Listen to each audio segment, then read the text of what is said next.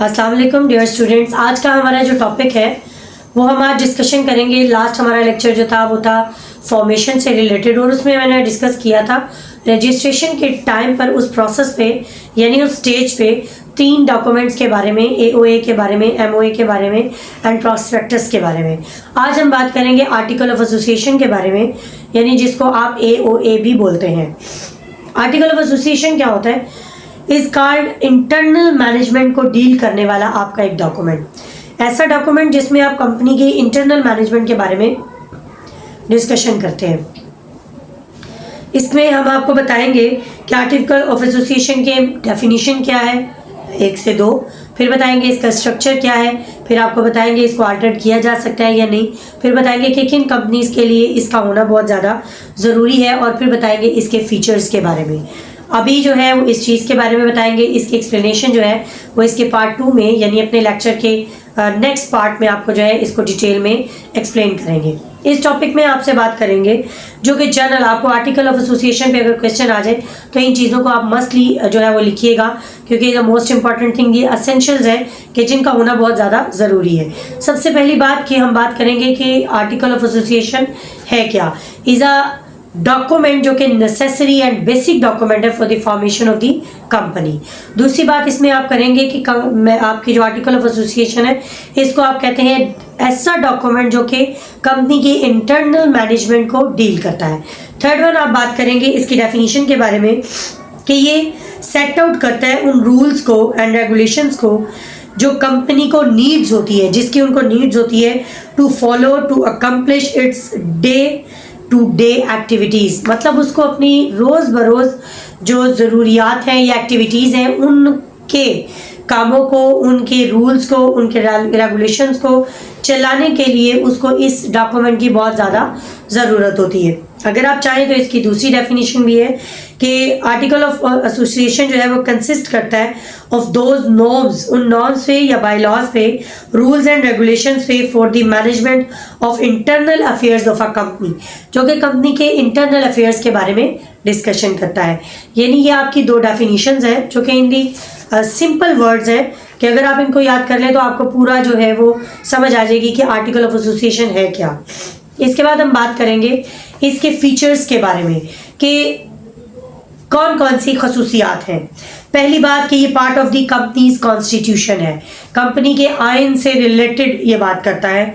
दूसरा ये ऐसा है कि act as a contract among member of company, ये इस तरह से काम करता है कि ये कंपनी के मेंबर्स और कंपनी के दरमियान एक कॉन्ट्रैक्ट को शो करता है। लाइक दिस, इस आर्टिकल ऑफ एसोसिएशन में आप डायरेक्टर्स के बारे में बताते हैं, कितने होंगे, कौन होगा, कितनी उनकी पे होगी, क्या नाम होगा, क्या एड्रेस होगा, क्या क्वालिफिकेशन होगी, उनके साथ किस टर्म्स एंड कंडीशंस पे जो है वो कॉन्ट्रैक्ट किया जाएगा। तो इट्स मीन कि आर्टिकल ऑफ एसोसिएशन जो है वो आपके और कंपनी के दरमियान एक कॉन्ट्रैक्ट को भी शो करने वाला डॉक्यूमेंट है।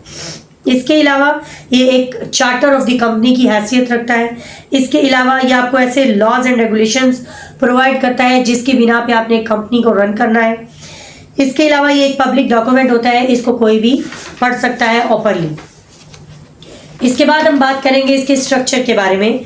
तो स्ट्रक्चर में जब आप बात करते हैं तो पहली बात कि मस्ट, जब आप एक्ट की बात करते हैं, हम आपको जो है एक्सप्लेनेशन में एक्ट से रिलेटेड बात करते हैं, यानी वेयर एक्ट जो कि आपको लेजिस्लेचर ने दिया।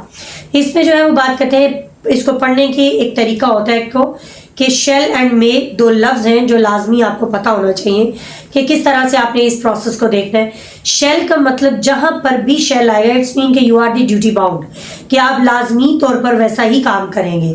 और मे की जहाँ बात आती है वहाँ आते इज़ अ डिस्क्रिशनरी पावर, आपका इख्तियार है, आप करना चाहें या ना करें।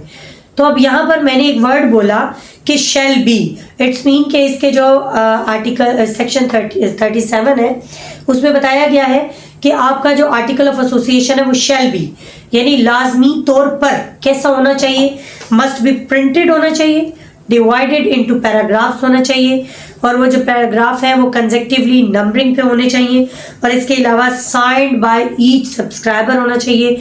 और यहाँ पर एक और बात कि अगर आपके वो जो सब्सक्राइबर्स हैं वो उनके बारे में आपको पता होना चाहिए, नेम क्या है उनका फुल, फिर ऑक्यूपेशन क्या है उनका, फिर उनका फादर्स नेम, और अगर फ़र्ज़ करें कि वो कोई लेडी है, विडो है, तो उनके डिजीज़ यानी जो फोत हो चुके हुए हैं, उनके डेड पर्सन जो उनके हस्बैंड हैं, उनका नाम लिखा जाएगा। अगर वो ज़िंदा है तो फिर जो है अगर मैरिड वुमेन है और अगर उनके हस्बैंड ज़िंदा है तो उनके हस्बैंड नेम लिखा जाएगा, यानी सर नेम लिखा जाएगा। उनकी रेजिडेंट, उनका एड्रेस, उनका जो और पार्टिकल्स जो आप चाहते हैं कि भाई उनका आईडी कार्ड नंबर, ये सब कुछ लिखा जाएगा। इसके बाद ये सब कुछ जो है वो विटनेस की प्रेजेंट में होगा, यानी उनकी प्रेजेंस होना ज़रूरी है। और एक सब्सक्राइबर जो भी होगा उसकी कम से कम 2 अटेस्टी होने चाहिए, लेकिन मतलब कि 2 बंदे उनको और ऐसे हों जो कि अटेस्ट कर रहे हो कि जी ये एक सब्सक्राइबर है, ताकि कल को अगर कोई मसला हो तो आप उन लोगों के ज़रिए जो है वो उस चीज़ को साबित कर सकें। इसके बाद कौन सी ऐसी कंपनीज हैं जिनके लिए आर्टिकल ऑफ एसोसिएशन का होना लाजमी है। फर्स्टली आपकी अनलिमिटेड कंपनी, दूसरी जो है company limited by guarantee, fourth private company limited by share, and fourth one जो है वो public company limited by share. इन सब के लिए कंपलसरी है कि आर्टिकल ऑफ एसोसिएशन लाजमी मेक करें। इसके बाद हम बात करते हैं अल्ट्रेशन की, तो इसको अल्टरेट किया जा सकता है but by the special resolution. Resolutions के बारे में भी बात करेंगे, लेकिन यहाँ पर जस्ट इतना ही कि स्पेशल रेजोल्यूशन के ज़रिए जो है वो आप इसको अल्टर कर सकते हैं। अल्टरेट मीन चेंज करना, तब्दील करना। आप इसको कर सकते हैं कब? अपनी जनरल मीटिंग में। जब आपकी जनरल मीटिंग होगी, मीटिंग्स के बारे में भी बात करेंगे। जब आपकी मीटिंग होगी तो उस मीटिंग में आप एक स्पेशल रेजोल्यूशन पास करते हुए क्या कर सकते हैं कि चेंज कर सकते हैं अपने आर्टिकल ऑफ एसोसिएशन को।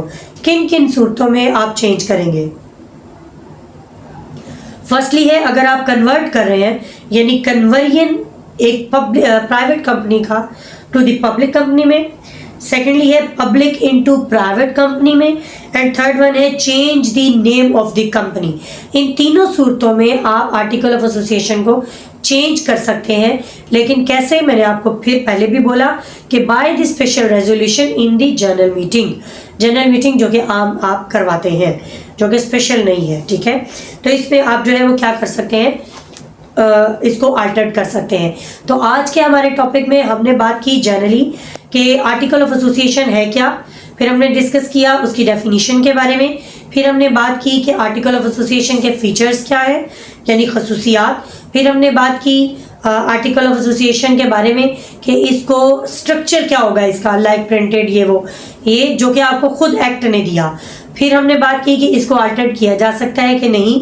फिर हमने बात की कि कौन सी ऐसी कंपनीज हैं जिनके लिए आर्टिकल ऑफ एसोसिएशन का बनाना, उसको तैयार करना बहुत ज़्यादा ज़रूरी है।